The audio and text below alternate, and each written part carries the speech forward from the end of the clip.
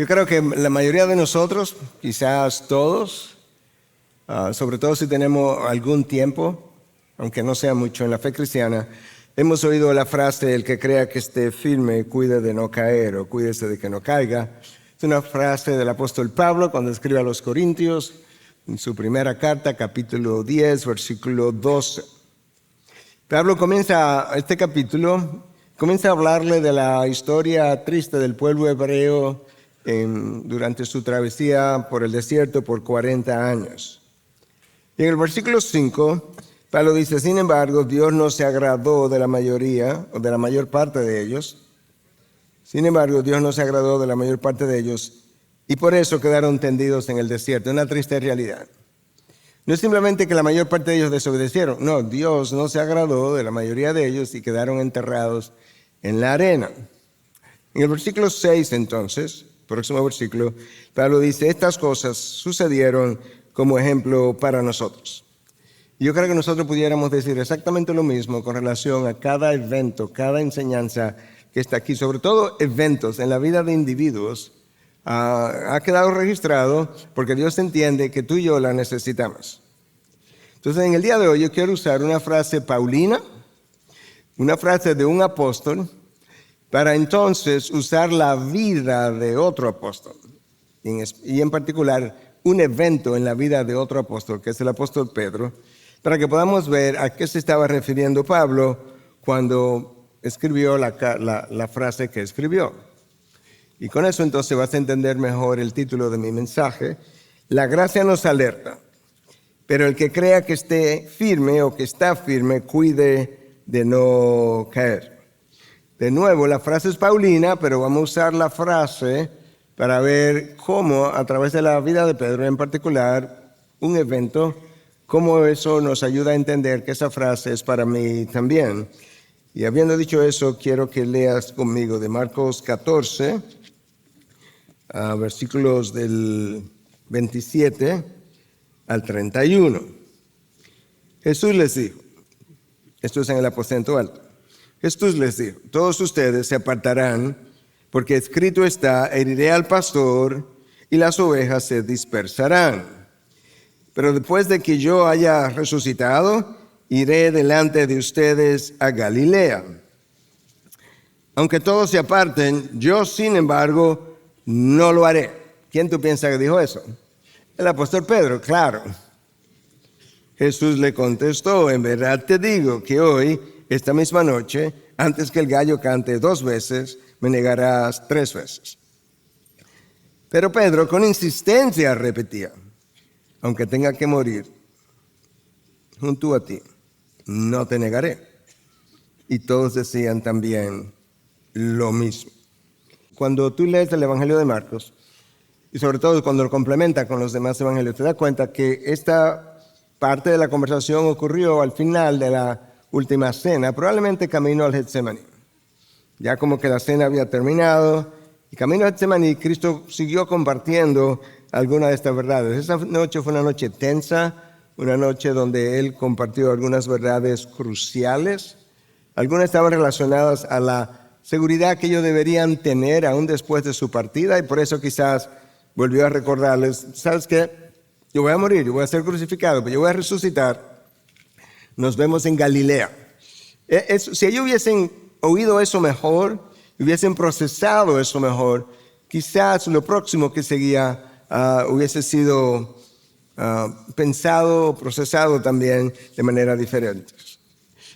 Cristo también compartió algunas verdades que tenían que ver con lo que a Cristo le iba a pasar, incluyendo su muerte, lo cual entristeció mucho a los discípulos. Incluso el simple hecho de que simplemente se iba a ir de en medio de ellos le causó gran tristeza. Pero otras verdades estaban relacionadas a cosas que le iban a acontecer apenas unas horas después a sus discípulos.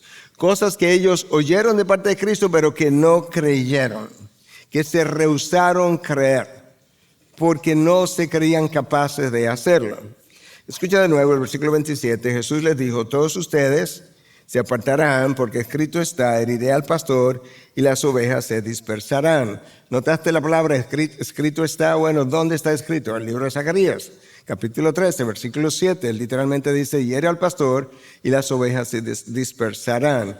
Zacarías ministró unos 500 años antes de Cristo, ya un grupo había regresado de Babilonia, no todos, pero un grupo había regresado de Babilonia, del exilio de Babilonia. Zacarías fue contemporáneo de Ageo, y ahí está Cristo en esencia diciendo, lo que yo le estoy anunciando es algo que ya fue profetizado. Es algo que ya la Trinidad conoce.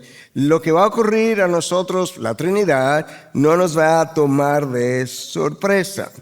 No es algo como que va a causar una herida porque yo nunca esperaba que ustedes lo pudieran hacer. No, yo espero que ustedes, no es que lo pudieran hacer, es que lo van a hacer, pero ustedes necesitan conocer esto de antemano. Y Jesús entonces le dice en el próximo versículo, pero cuando yo resucite, nos vemos en Galilea. En otras palabras, el hecho mismo de que ustedes me abandonen, que ustedes se aparten, de que ustedes sean infieles, no va a impedir que yo me encuentre con ustedes en Galilea. Pero yo no creo que ellos oyeron eso.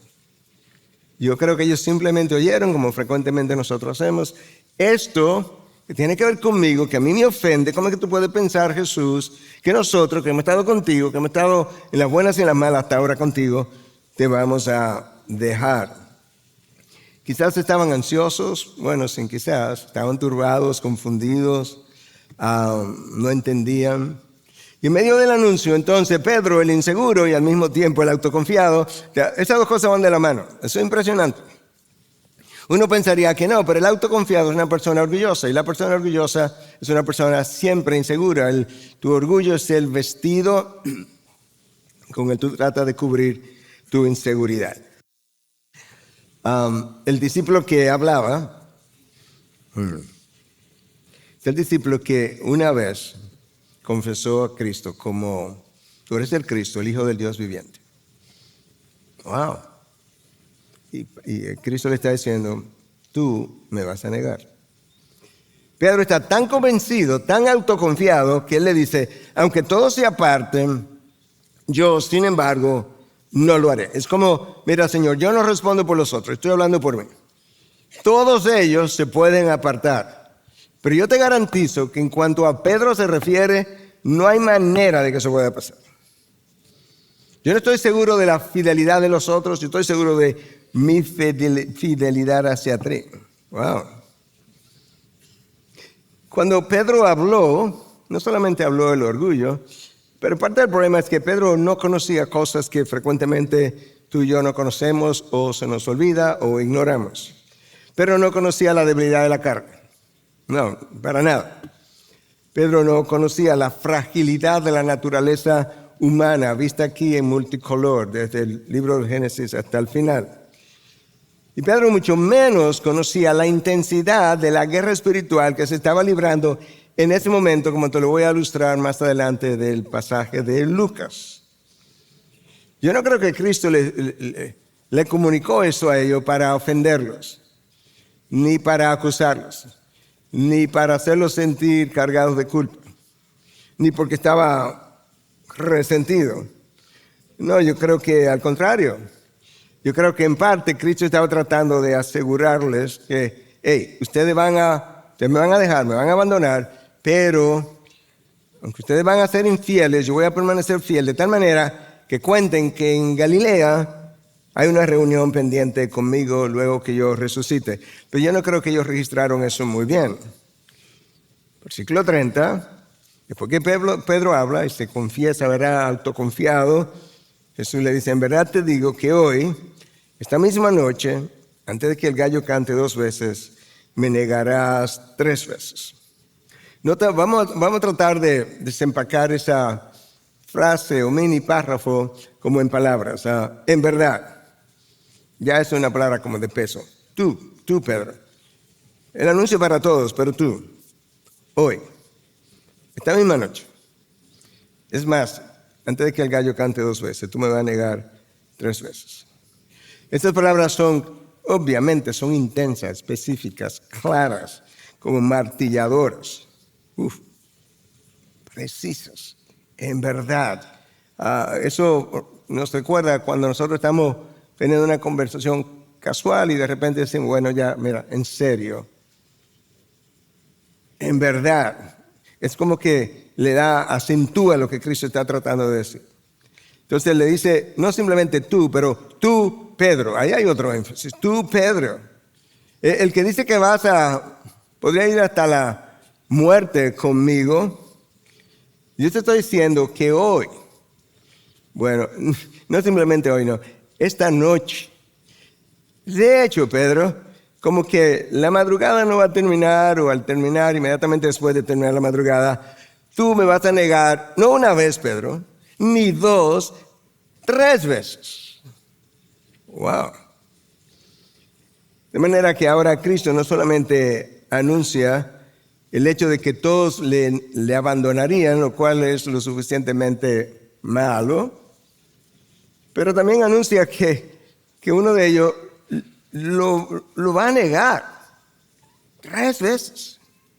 Hermanos, una cosa es que tú te apartes del maestro, lo cual no nos conviene y es pecaminoso, pero otra cosa muy distinta y más pesada es que yo lo niegue, sobre todo si lo conozco. Eso es lo que Pedro está haciendo. Pero Pedro está negando a la persona que, como ya te mencioné, en su confesión de Filipo, de Cesarea de Filipo, Cristo pregunta, ¿quién le dicen los hombres que yo soy? Pedro dice, no, tú eres el Cristo, el Hijo del Dios viviente. ¡Wow, Pedro! Carne ni sangre te reveló eso. Esta es la persona.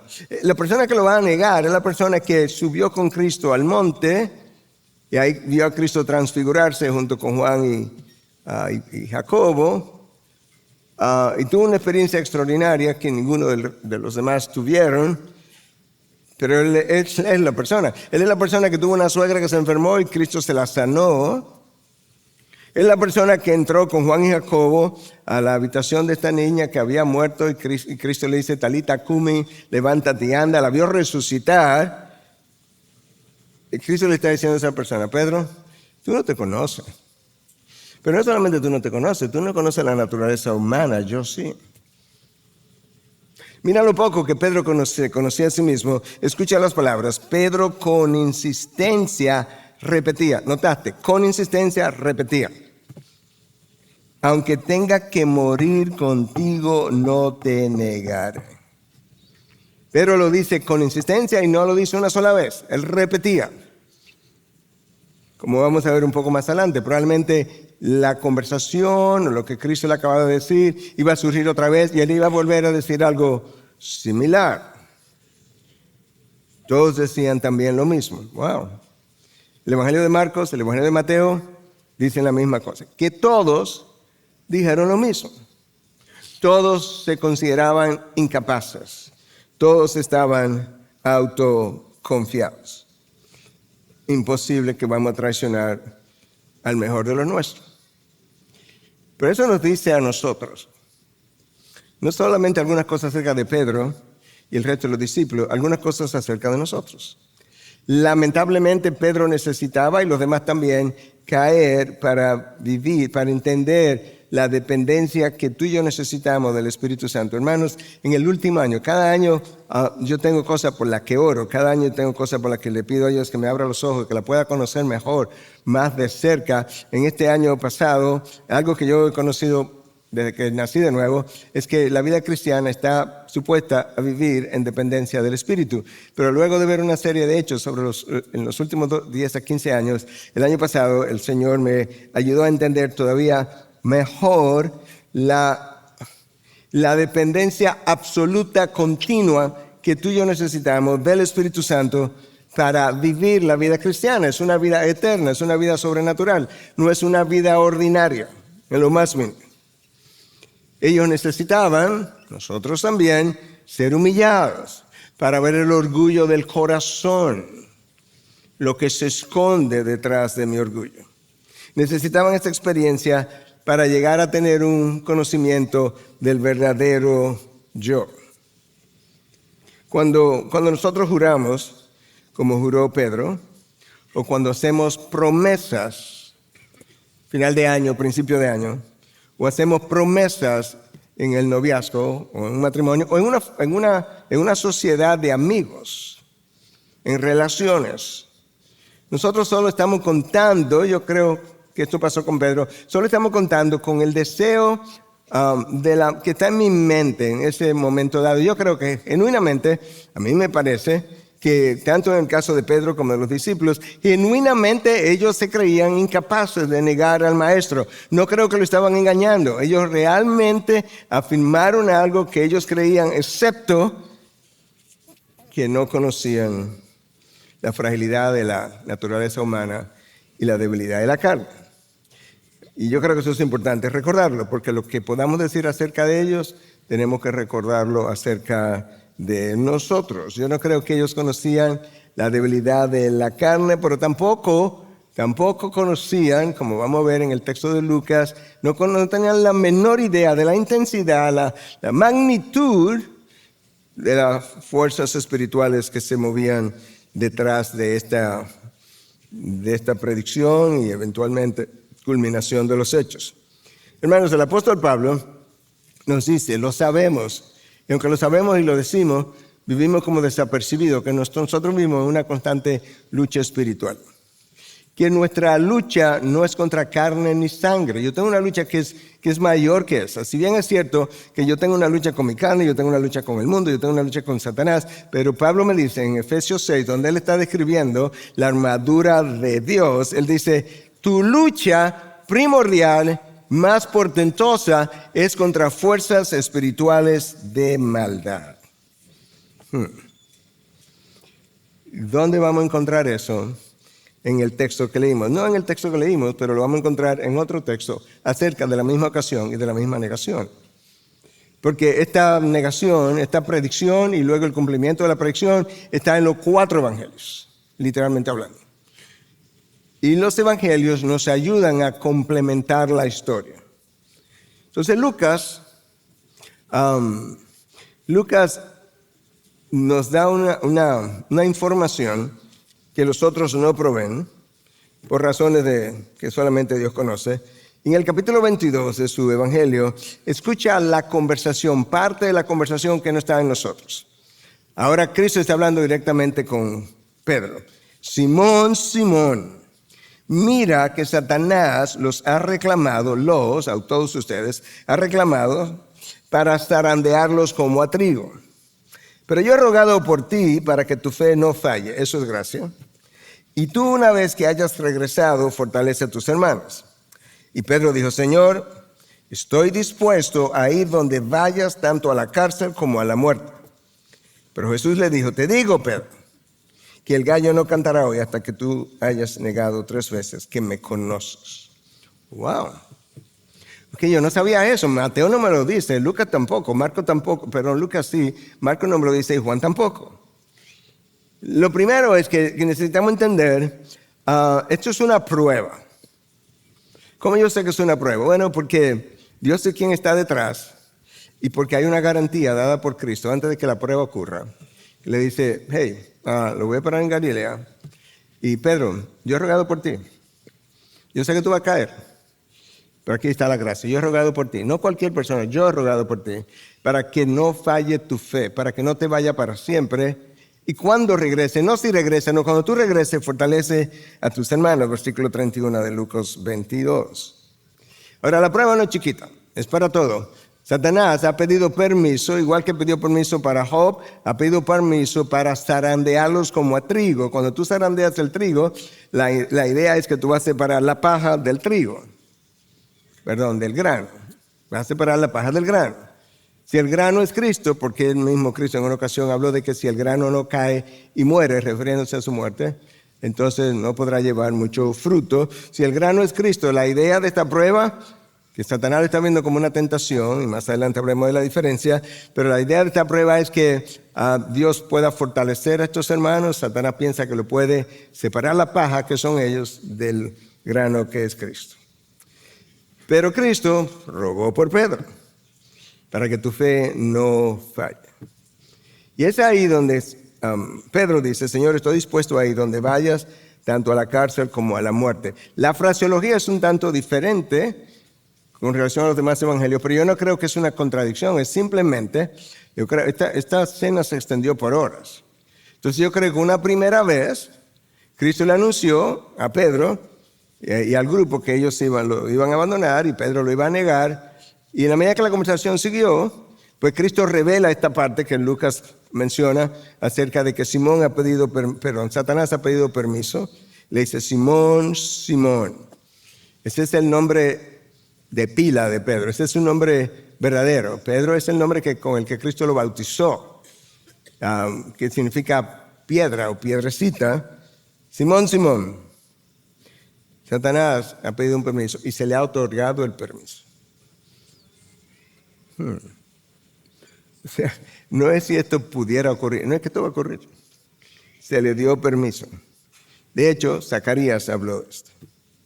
Entonces, ahora después, Jesús toma a sus discípulos y sigue hasta Getsemaní. Bueno, dijimos que esto pasó probablemente después de la cena, van camino a Getsemaní. Después de este anuncio, Cristo sigue hasta Getsemaní. Y entonces allá llegó con 11 discípulos.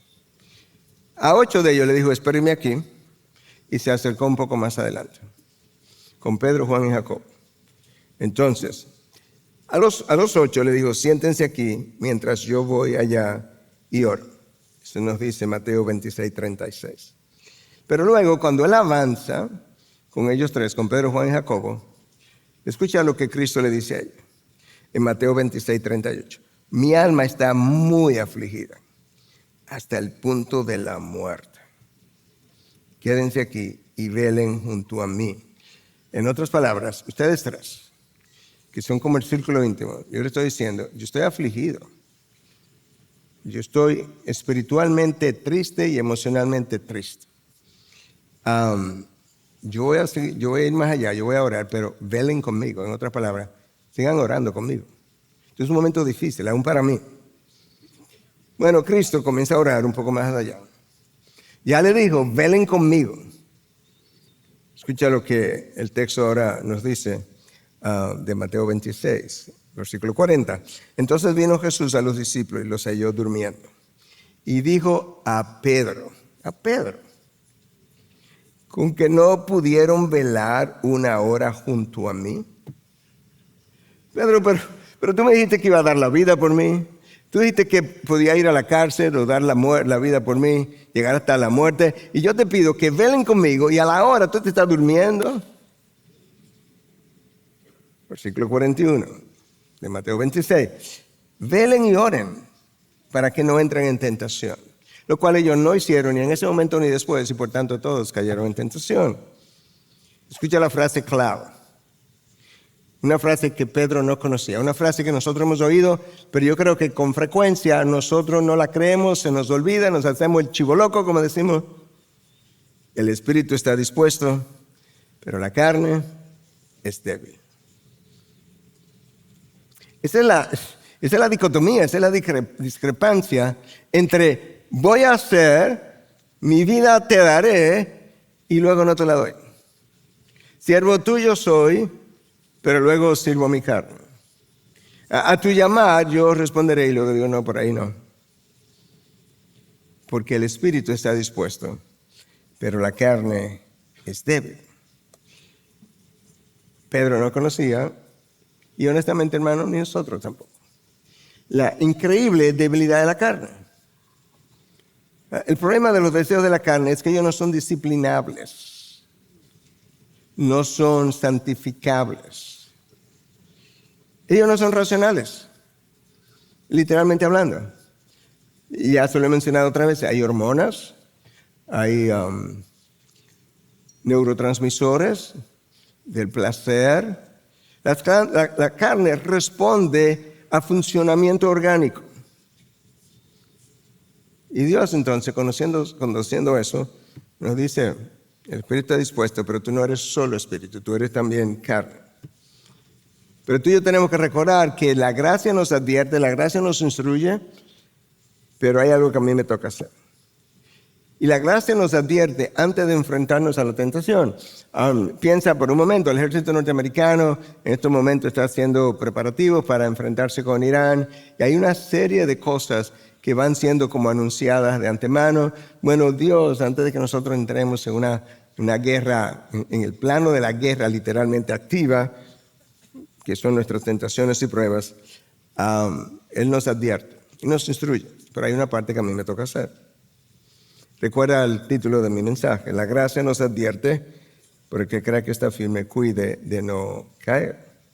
Entonces a nosotros nos toca velar y orar. ¿Cuál es la diferencia entre velar y orar? Bueno, hay una diferencia. Yo tengo que velar y al velar tengo que estar consciente de mis propias debilidades. ¿Cuáles son las áreas de debilidades? ¿Cuáles son los botones en mí que si son punchados van a ceder? Yo tengo que estar consciente de eso, pero yo tengo también que estar consciente de mis posibles tentaciones. Y luego yo necesito orar para ambas cosas, tanto para mis debilidades como para mis tentaciones. Hermanos, una vez más, cuando te hablaba de la necesidad de vivir en dependencia del Espíritu, eso no es para cuando yo voy a predicar solamente. Eso no es cuando yo voy en una misión.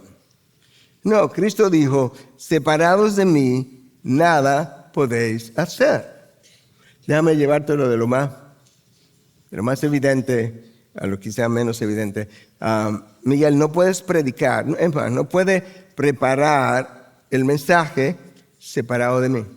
Sí, pero ¿cómo es que yo me uno a ti? Por medio del Espíritu, en dependencia del Espíritu. Yo pedía otra vez, durante esta semana, en el día de ayer, en la madrugada, inspiración, iluminación. Pero a los padres, Cristo le diría, separados de mí, si ustedes son cristianos, no pueden criar hijos cristianamente. No pueden. Ustedes pueden criarlos, pero no para que lleguen a ser siervos de Dios.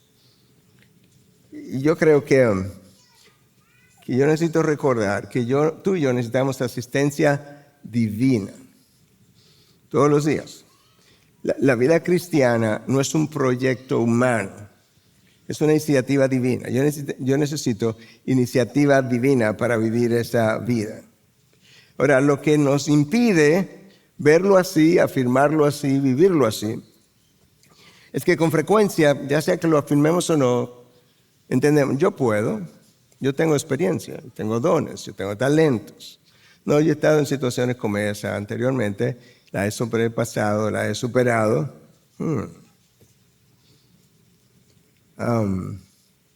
Escucha lo que Santiago 4:6 nos dice. Dios resiste a los soberbios, pero da gracia a los humildes. Pedro no había conocido la humildad todavía, la necesidad de la humildad. Ni los otros discípulos tampoco. Lo sabemos porque días antes, Pedro, Juan y Jacobo, lo más cercano, estaban pidiendo por la mano derecha y la mano izquierda cuando Cristo viniera en su reino. Lo sabemos porque al llegar a Samaria, tiempo atrás, Juan y Jacobo querían quemar la villa porque no lo habían recibido. Esa gente era orgullosa, determinada, autosuficiente. Dios resiste a los soberbios. Lo mismo nos dice 1 Pedro 5:5, Proverbio 3:4.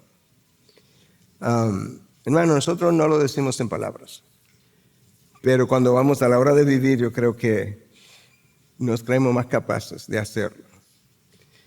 Yo creo que hay varias cosas que lo ilustran. Nos creemos capaces de hacerlo, de vivir la vida cristiana, obviamente estoy hablando. Nos creemos capaces de hacerlo con poca oración o ninguna oración. Si no me crees, solamente tenemos que revisar nuestra vida de oración. Nos creemos capaces de vivir la vida cristiana sin ningún sentido real de la dependencia del Espíritu que yo necesito continuamente. Lo increíble es que Cristo vino, la segunda persona de la Trinidad, y no vivió un solo momento fuera de la dependencia del Espíritu. Cristo ni siquiera comenzó a predicar 30 años esperando para ser ungido por el Espíritu en el Jordán. Cuando sale de ahí, va al desierto, es tentado y fue llevado al desierto, Marco nos dice, para ser tentado, pero fue empujado al desierto por el Espíritu. Cuando entra en la guerra espiritual, citó la palabra de Dios que está inspirada por el Espíritu.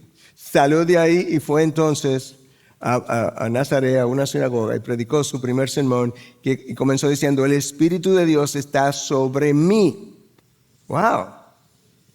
Y luego entonces él va a la cruz, sufre lo indecible, es clavado, y Hebreos 9:14 nos dice que el Espíritu Eterno lo sostuvo ahí, se muere, Y luego Pablo nos dice en Romanos 8 que Él fue resucitado por medio del poder del Espíritu, pero yo puedo vivir mi vida sin dependencia del Espíritu. En serio. Hermanos, se nos olvida que tenemos un enemigo poderoso, hueca sucio, malvado, que Él no puede contra Cristo, pero Él puede contra los hijos de Cristo, los hijos de Dios. Él es tan malvado que la palabra lo ilustra. Pedro mismo, en su carta, el que pasó por esta experiencia, escribió y dijo que él es como un león rugiente que anda buscando a quien devorar, a quien descuartizar, a quien hacer pedazos. Tú y yo tenemos otro enemigo. Es un enemigo con el que tú te levantas y tú te acuestas, y es tu carne, y es mi carne. Tú y yo soñamos conforme a los deseos de la carne, la enorme mayoría de las veces. Tenemos un enemigo muy sutil, pero no tan sutil porque está a nuestro alrededor, que es el mundo, las corrientes que están a nuestro alrededor. Desde la ideología de género hasta ahora estos terians, que son personas que se sienten ser animales y todo lo demás. Invade mi mente, que poco a poco me va insensibilizando. Recuerda que Cristo le dijo, después que yo haya resucitado, nos vemos en Galilea. Pero ellos seguro se le olvidó eso. Entonces, Cristo hizo dos anuncios ese día. Anunció su fidelidad, nos vemos en Galilea, después de haberme abandonado, y anunció la infidelidad de los suyos. Es como si Cristo estuviera diciendo, hey, yo se lo estoy diciendo ahora, para que cuando ustedes me abandonen, luego no piensen que ya yo los abandonaré a ustedes. No. Entonces, bueno, Cristo llegó a Getsemaní, estuvo ahí con los discípulos, con los 11, con los 8, con los 3, estuvo solo y luego les ha apresado. Entonces, cuando es apresado, Cristo es llevado a ser interrogado. Pedro le sigue de cerca. Y ahora vamos a ver el resto de la historia. En Marcos todavía, versículo 66, voy a comenzar a leer ahí hasta el final. Estando Pedro abajo en el patio, y Jesús ¿dónde estaba? Arriba, siendo entrevistado en esta casa, en el segundo piso, entrevistado por Pilato. Estando Pedro abajo en el patio, llegó una de las sirvientas del sumo sacerdote, y al ver a Pedro calentándose, lo miró, dijo, tú también estabas con Jesús, el Nazareno. Pero él lo negó, diciendo, ni sé ni entiendo de qué hablas. Entonces Pedro salió al portal y un gallo cantó. Cuando la sirvienta lo vio de nuevo, comenzó a decirle a los que estaban allí, este es uno de ellos. Pero Pedro lo negó otra vez. Poco después, los que estaban allí volvieron a decirle, seguro que tú eres uno de ellos, pues también eres Galileo.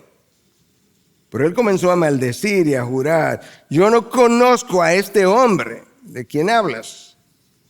Al instante un gallo cantó por segunda vez. Entonces Pedro recordó lo que Jesús le había dicho. Antes que el gallo cante 2 veces, me negará 3 veces. Y se echó a llorar. Wow. Pedro acaba de descubrir de lo que él era capaz, de negar al maestro. Pero también estaba descubriendo quién era el verdadero Pedro. Hermanos, pruebas y tentaciones nos ocurren a todos a lo largo de la vida con la intención de mostrarnos a nosotros quiénes somos, de manera que nosotros, conociendo mejor quiénes somos, podamos entender mejor la necesidad de depender del Espíritu y caminar hacia la transformación, hacia la imagen de Cristo. Dios no gana nada con probarnos para, yo quería que tú vieras que tú no eras tan bueno como eres. No, yo lo sé, quien no lo sabe eres tú. Pero yo necesito que tú lo veas, porque yo tengo que hacer un trabajo en ti y no puede pasar sin tu participación. De manera que habiendo descubierto quién yo soy, quién Pedro era, que Dios pueda comenzar ahora o pueda continuar el trabajo en mí. Lo que leímos en el Evangelio, en el texto de Marcos, nos dice que Pedro seguía a Jesús de lejos. Y al principio él como que se coloca alrededor de la fogata. Y ahí él estaba cerca, demasiado cerca. Y probablemente lo hizo porque Pedro, los discípulos y nosotros no conocemos que tenemos la suficiente fortaleza de carácter para exponernos a la tentación y superarla en cada ocasión. No lo tenemos, porque la carne es débil, aunque el espíritu esté dispuesto. Y entonces allí es donde esta sirvienta le dice del sumo sacerdote: tú también estabas con Jesús el Nazareno. Yo no sé o no sabemos si ella alguna vez lo vio con Jesús. No sabemos si otros le habían dicho que esto era de uno de los suyos. No sabemos. Lo que sí sabemos es que ella le está acusando de que hey, tú eras uno de ellos. Pedro, como no se conoce, aunque Pedro había jurado lo que había jurado, la realidad es que él no estaba ahí. Si Pedro hubiese estado realmente en un punto de madurez espiritual y de compromiso con Cristo, lo que él le hubiera dicho a esa señora es, bueno, así es. Pero Pedro fue sorprendido. Y entonces, escucha la respuesta increíble de Pedro. Versículo 68. Ni sé ni entiendo de qué hablas. Wow. Ni sé ni entiendo de qué hablas. Y entonces un gallo cantó. Es como que Pedro está diciendo, diciéndose así mismo, déjame desconectarme de esto. Yo no sé de quién tú me hablas y por tanto no entiendo la pregunta. Porque yo no tengo idea de quién es esa persona. No lo conozco, pero tampoco entiendo la pregunta. Pero está tratando de distanciarse. Está tratando de distanciarse porque ya el ambiente se ha calentado demasiado. Y él se aleja. Él estaba ahí alrededor del fuego porque ahí era el lugar donde la gente usualmente se colocaba, sobre todo a altas horas de la noche. Aparentemente en esa época del año hay brisas frías que circulan y en esa época sí era como la gente se calentaba. Pero el texto nos dice que entonces Pedro comenzó a alejarse de la situación y se fue al portal. Eso es como ya casi para salir. Pero está corriendo ahora. El calor de la ocasión y el temor lo llevó a huir. Exactamente como Adán y Eva, que cuando pecaron, Dios lo llamó, ¿qué hicieron? Corrieron y se colocaron detrás de un árbol tratando de esconderse, huyendo, ¿verdad?, de la situación. Los otros discípulos ya habían salido, ya habían corrido, ya se habían escondido. Pero la prueba para Pedro no había terminado. La muchacha lo ha confrontado, porque lo confrontó una vez, alrededor de la foguera o de la hoguera, lo confrontó una segunda vez cuando se alejó al portal. Y Pedro en cada ocasión fue sorprendido, y muchas veces eso es lo que a nosotros nos ocurre. Nos sorprenden, y como no sabemos cómo, Pedro no estaba esperando como que esta muchacha lo reconociera, nos sorprenden con algo, y como no sabemos qué responder, nos justificamos, y luego de sentirnos justificados, salimos de eso. Otra vez nos airamos. Yo creo que Pedro estaba airado ahí. No sé de qué habla, ni tampoco entiendo. Wow. Otra vez ante la sorpresa nos quedamos callados. Pero más comúnmente mentimos. Y probamos lo que el salmista escribió en el Salmo 116:11, que todos los hombres son mentirosos. Ahora, antes de que tú condenes a Pedro, porque la realidad es que cuando condenamos a Pedro, frecuentemente nos estamos condenando a nosotros mismos. Escucha estas palabras sabias. Decía más tempranamente que no recuerdo cuál de estos dos académicos lo dijo o lo escribió. Eso o fue F.F. Bruce o fue Meyer. F.F. Meyer. Entonces decía, cuando vayas a condenar a alguien, piensa primero. A alguien que haya caído. Tú no sabes la magnitud de la fuerza que lo asediaron. En el caso de Pedro no sabía que era Satanás mismo que había pedido permiso, de manera que esto era inconmensurable. Imagínate, Satanás pide permiso, imagínate todo el poder que tiene, pero resulta que Dios se lo concedió. Es como que Dios le dijo, ok, ahí está Pedro. ¿Tú te imaginas la magnitud de ese acoso interior? Número 1, decía este académico. Número 2, tú no sabes cuánto tiempo la persona ha estado resistiendo, tratando de que no sea así. Número 3, ten cuidado, porque tú nunca sabes lo que tú hubieras hecho en la misma situación. De manera que miremos a Pedro a través de los lentes de Dios y veámonos a nosotros. Pedro negó la situación, pero no cambió el corazón. Negar la situación, distanciarme de la ocasión, de la tentación, no me ayuda para nada, porque no cambia mi corazón, lo que implica que lamentablemente viviré la experiencia otra vez. Al mismo tiempo, interesante, porque mientras Pedro está siendo cuestionado en el patio, arriba, en el segundo piso, Cristo está siendo cuestionado por el sumo sacerdote. Esta era la casa del sumo sacerdote. Escucha la pregunta para Cristo. ¿Eres tú el Cristo, el Hijo del bendito? ¿Qué tú piensas que Jesús dijo? No soy. No, Jesús dijo, yo soy. Jesús afirmó su identidad sin ningún temor. Eso es quien yo soy. Pedro niega la identidad de Cristo que él conoce, pero Pedro no conoce su propia identidad como hombre pecador. Jesús representó la verdad en ese cuestionamiento. Pedro lamentablemente se fue del lado de la mentira. Jesús es la verdad. Pedro no supo cómo decir la verdad bajo presión. Ambos, Pedro y Jesús, estaban siendo interrogados por hombres. Ambos estaban bajo prueba. Jesús, para probar quién él era, dejarlo claro y dejarlo por escrito, y Dios lo permitió en el caso de Pedro para que Pedro conociera quién él era. A Jesús le está yendo muy bien diciendo la verdad, no porque evitó la cruz. No, le está yendo muy bien porque él iba camino a la cruz sostenido por el Espíritu Santo. Pedro va de mal en peor y no puede contar con la asistencia del Espíritu cuando él está en la situación en que está. El Espíritu eventualmente lo trae a Cristo de nuevo, pero no en ese momento. Versículo 69, cuando la criada lo vio de nuevo, comenzó a decir a los que estaban allí, este es uno de ellos. O sea, ahora las cosas se van complicando, porque al principio esto es como una acusación privada.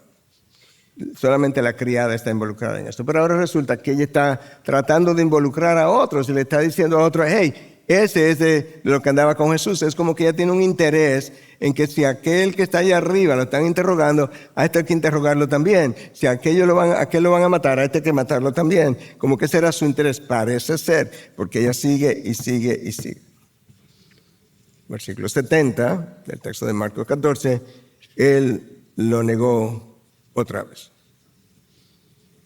Bueno, la primera ocasión que Pedro lo niega debió de servirle de advertencia de que esto iba a continuar y que él debía ser más cuidadoso en la medida en que seguía hacia adelante. Pero la primera vez no le sirvió de advertencia, la segunda vez tampoco, de manera que él va a seguir en medio de la prueba. La prueba no se termina hasta que el propósito de Dios se haya completado. Seguimos. Entonces Pedro falla 2 veces ya, pero luego hay otros que estaban allí, que volvieron a decirle a Pedro, seguro que tú eres uno de ellos, pues también eres Galileo. Los galileos no lucían diferentes, pero hablaban con un acento. Quizás eso hizo que ellos le reconocieran. Y de repente Pedro ahora está atrapado, porque ahora hay una mujer, algunos más, y ahora otros más que están en lo mismo, en acusarlo.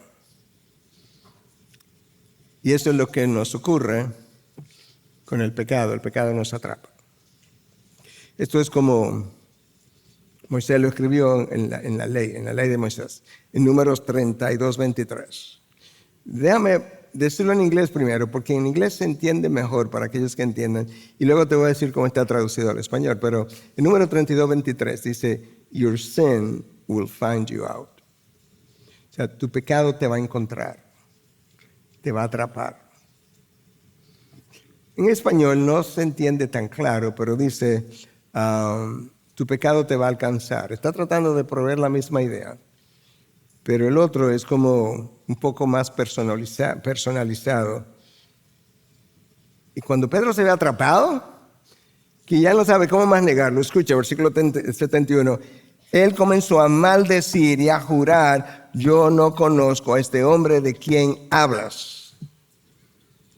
Pero ni siquiera se digna pronunciar el nombre Jesús. Él quiere distanciarse de Jesús lo más que pueda. Dice, yo no conozco a este hombre, como que ni siquiera su nombre me sé. Pero tú caminaste sobre las aguas, Pedro. Estuviste en el monte de la transfiguración. Pedro, pero tú eres un apóstol. ¿Ya? Pero el apóstol y yo compartimos una misma carne. Wow. Una negación con la señora, una segunda con algunos más, una tercera. La mujer, identificada como sirvienta del sumo sacerdote, está interesada en encontrar otros como que la apoyen. Y eso nos tipifica tanto, hermanos. Pensamos en alguien, acusamos a alguien y luego comenzamos a hablar de esa persona. Para que otros se unan a mi coro. O sea, yo lo que necesito es que alguien me haga coro.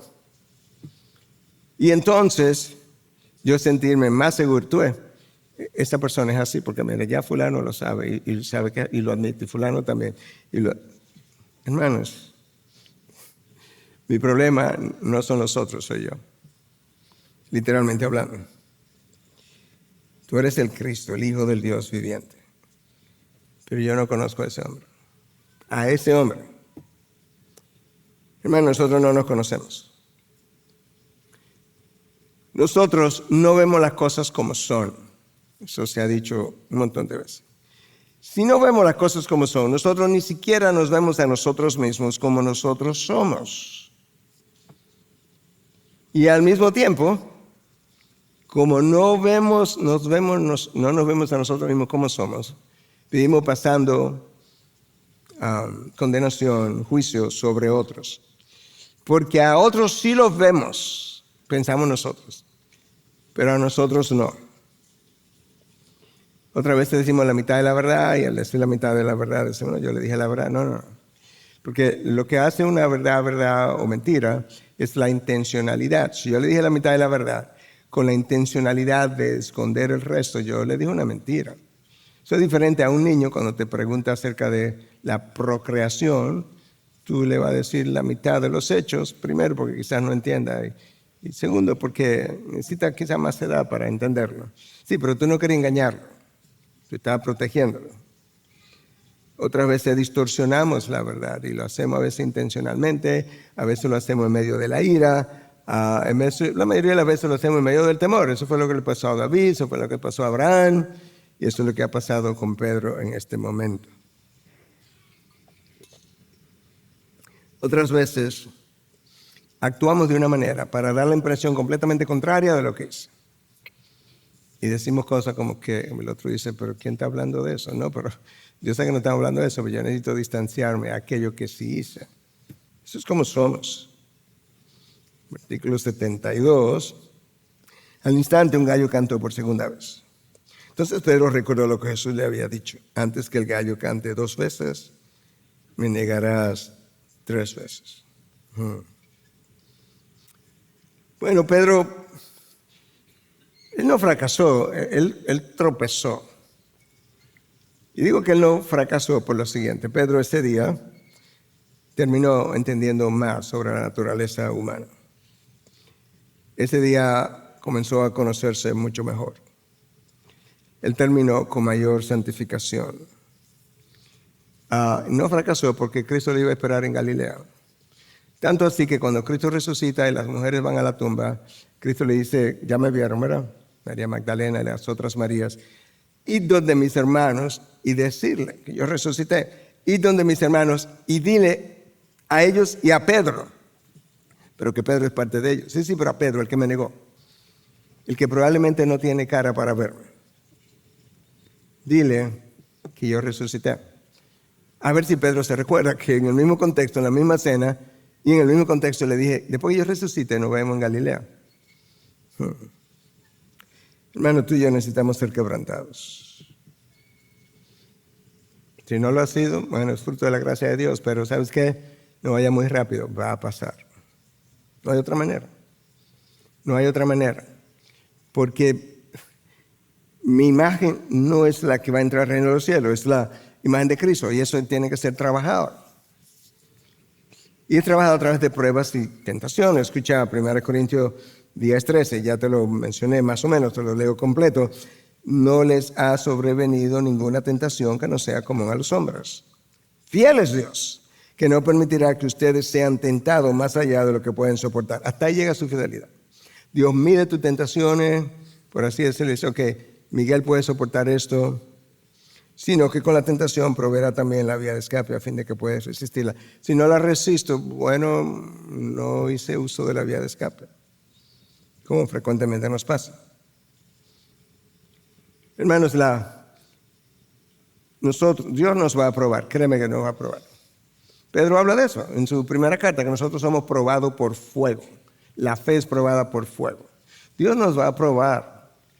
La diferencia entre una prueba y una tentación es que el fin de la prueba es santificarte, crear, formar la imagen de Cristo en ti. El fin de la tentación es destruirte. Que el reino de los cielos no quiera saber de ti jamás. Dios prueba, Satanás tienta. Pero las tentaciones son permitidas por Dios.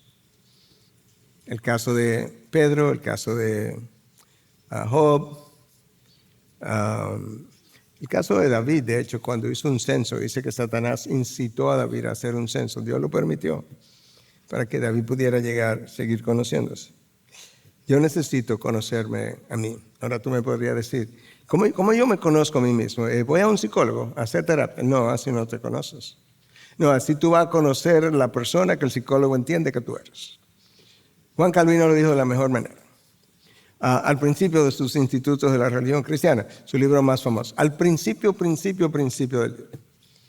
Que el verdadero conocimiento mío requiere de ascender hasta Dios, llegar a conocerlo, y luego descender para conocerme yo. Exactamente, eso fue lo que le pasó al profeta Isaías. Isaías tiene una visión de Dios, lo vio en toda su santidad, su majestad, alto, sublime, serafines cantando, holy, santo, santo, santo.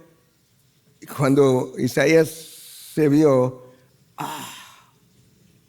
soy horrible.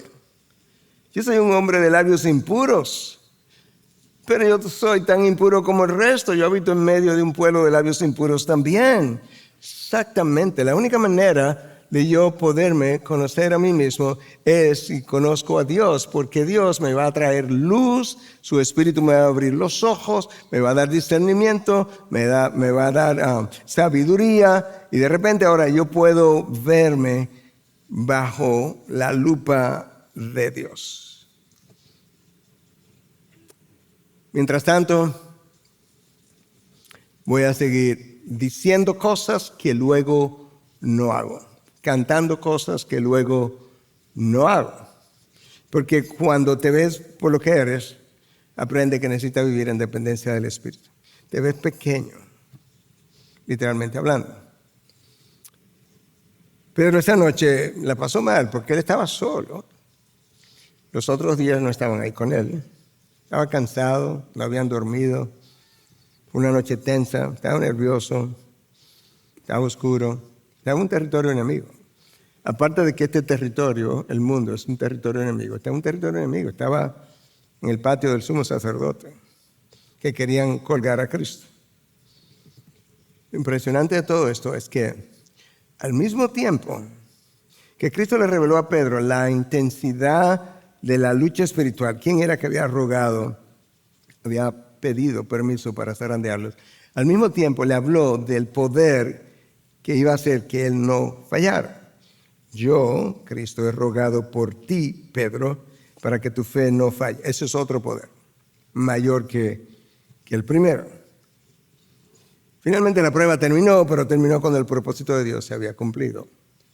Terminó cuando Pedro llegó a conocer sus flaquezas y de la poca confianza que podemos tener en la carne. Bueno, de hecho, poca confianza no. El apóstol Pablo decía, en mi carne nada bueno hay.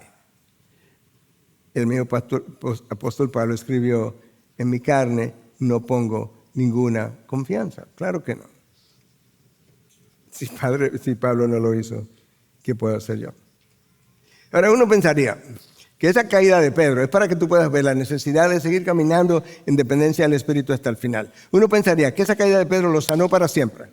Que Pedro jamás va a hablar mentira, que Pedro jamás va a hacer ningún tipo de negación. Hello. No lo sanó.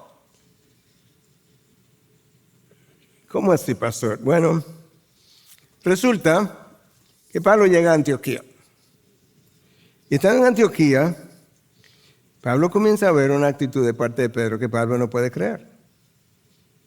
Recuérdate que Pedro fue quien tuvo la visión antes de ir a la casa de Cornelio, de que ahora judíos y gentiles, cristianos, no podían vivir separados, que era como en un solo pueblo, una sola familia.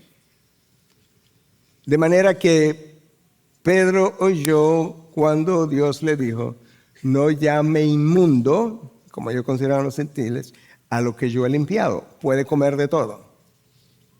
¿Ok? Entonces Pedro comenzó a juntarse con gentiles. De hecho, cuando él sube a Jerusalén, lo estaban esperando para cuestionarlo. ¿Cómo es que tú, siendo judío, entraste en casa de gentiles?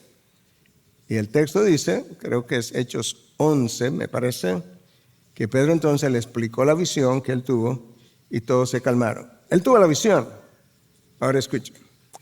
Pablo escribe a los Gálatas, capítulo 1, versículo 12 al 14. Porque antes de venir, algunos de parte de Jacobo, eso es, Jacobo es el pastor en Jerusalén, o sea, antes de venir judíos, él, Pedro, comía con los gentiles. Pero cuando aquellos vinieron, Pedro empezó a retraerse y apartarse porque temía, otra vez Pedro, el temor, a los de la circuncisión. Y el resto de los judíos se le unió en su hipocresía. Pablo, pero tú eres fuerte, llama a Pedro hipócrita. Se unió en su hipocresía de tal manera que aun Bernabé fue arrastrado por la hipocresía de ellos. ¿Te das cuenta de cuando el pecado afecta? Nadie peca en privado, lo hemos dicho. Y tú ni yo. Pero cuando vi que no andaban con rectitud en cuanto a la verdad del Evangelio, dije a Pedro, delante de todos, si tú siendo judío, vive como los gentiles y no como los judíos, ¿por qué obliga a los gentiles a vivir como judíos? En otras palabras, ¿por qué le va a pedir a los gentiles ahora que coman tu dieta y ahora tú te vas a separar de ellos? Perdón. Pedro negó la visión que él tuvo y negó a Cristo en el patio del sumo sacerdote. ¿Y por qué lo hizo? En ambos casos, por temor. ¿Temor a qué? Temor al hombre. Había una falta de veracidad en el corazón de Pedro, ciertamente, pero lo que puede curar el temor al hombre es una sola cosa. Es que de nuevo tú hayas llegado a conocer a un Dios enorme. Un Dios enorme, porque entonces tú te verás muy pequeño. Cuando tú veas a Dios en toda su santidad, hasta donde la pueda ver, tú te verás como un hombre pecaminoso. Por eso Pablo decía, yo soy el peor de los pecadores. Soy como un abortivo. Mientras más te acerca a Dios, más pecaminoso te ves, claro, porque más luz tiene y más santidad tú has visto en la persona de Dios. Yo tengo que ascender, conocer a Dios y luego descender y verme a mí. El problema es que a lo largo de los siglos, si hay algo que la iglesia ha dado testimonio, es que no conoce al Dios que ellos adoran. Ha sido dicho por múltiples personas. Y lo mostramos de 1000 formas diferentes. Cuando pecas y no quieres ir a hablar con Dios de manera brutalmente honesta con Él, no conoce a Dios. Tú no conoces su misericordia, tú no conoces su gracia. Él es el que te está esperando. De hecho, si alguna vez te acerca a Él, Él fue que te trajo. Wow. Cuando nos alejamos de del cuerpo de Cristo porque estamos viviendo en pecado. Hermano, tú no conoces a Dios porque Dios es el que quiere traerte para encontrarse contigo. No para que tú te encuentres con Él, no, para encontrarse contigo y lavarte, limpiarte, fortalecerte, ponerte en tus pies de nuevo para que sigas corriendo. Hay un libro, ¿verdad?, que se conoce como Cuando Dios es muy pequeño y la gente es muy grande. Es de eso que habla. Entonces, el temor al hombre es un reflejo del tamaño del Dios que yo conozco. Y de eso es que Dios quiere curarnos. Si quiere conocerte a ti mismo, necesita conocer a Dios. Lo otro es natural, literalmente hablando. Primer mandamiento de la ley de Dios, ¿cuál es? Ama al Señor tu Dios con todo tu corazón, toda tu mente, toda tu alma, toda tu fuerza. Eso es. Pero como yo lo amo así, pastor, yo no puedo producir amor. No es tan difícil si se da una condición. Conócelo. Si lo conoces, lo va a amar de esa manera, indefectiblemente. Y entonces, si lo amo de esa manera, ¿qué será el resultado? Cristo nos dijo, obedecerás mi mandamiento. No es tan, la obediencia, cuando seguimos el diseño de Dios, no es tan difícil. Tú me conoces, ahora, por definición, me amas. Y por definición me obedeces. La obediencia es casi imposible cuando no me amas suficiente y cuando no me conoces suficiente. Pedro necesitaba seguir conociendo. Yo tenía una idea grande de Cristo para el final, pero no completa. Por eso cuando Él resucitó tampoco creían que había resucitado. De las mujeres que fueron a dar la noticia pensaron que estaban locas. Claro que ustedes no conocen que fue Dios realmente encarnado quien murió y que iba a resucitar tal como Él lo prometió. Entonces al final de este mensaje, hermanos, esto está aquí, como decíamos al principio, para nuestro ejemplo. Número 1. Número 2, para que entienda cuál es la solución. Necesito conocer a Dios más cada vez. Número 3, necesito vivir en dependencia del Espíritu. Vivir en dependencia del Espíritu. Necesito velar en oración y velar por mis áreas de debilidades. Y pedirle a Dios incluso que me ayude a velar. Hasta ello necesito al Señor.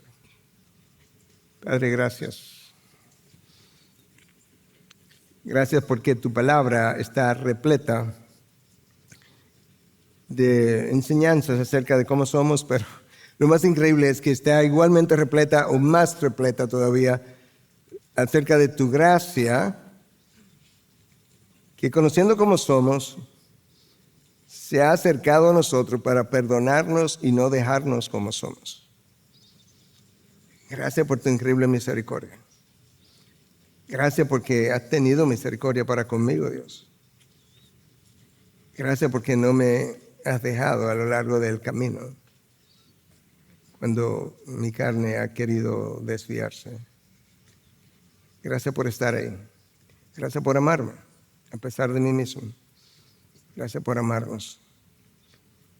Señor, ayúdanos a recordar que es tu gracia la que me regresa a ti. Y que tenemos un abogado defensor delante del Padre. Si pecamos, dice Juan. Juan dice que si pecamos, abogado defensor tenemos delante del Padre. No es cuando me porto bien que yo tengo un abogado defensor. Es incluso cuando yo peco que tengo abogado defensor. Ven al trono celestial. Ahí está tu abogado que murió por ti. Si eres hijo. En Cristo Jesús. Amén. Amén. Bendiciones. Gracias por acceder a este recurso. Espero que haya sido de gran bendición para tu vida. Te sugiero que te suscribas a este canal de forma que tú puedas recibir notificación la próxima vez que hayamos subido un nuevo recurso que pueda servirte de instrucción y bendición.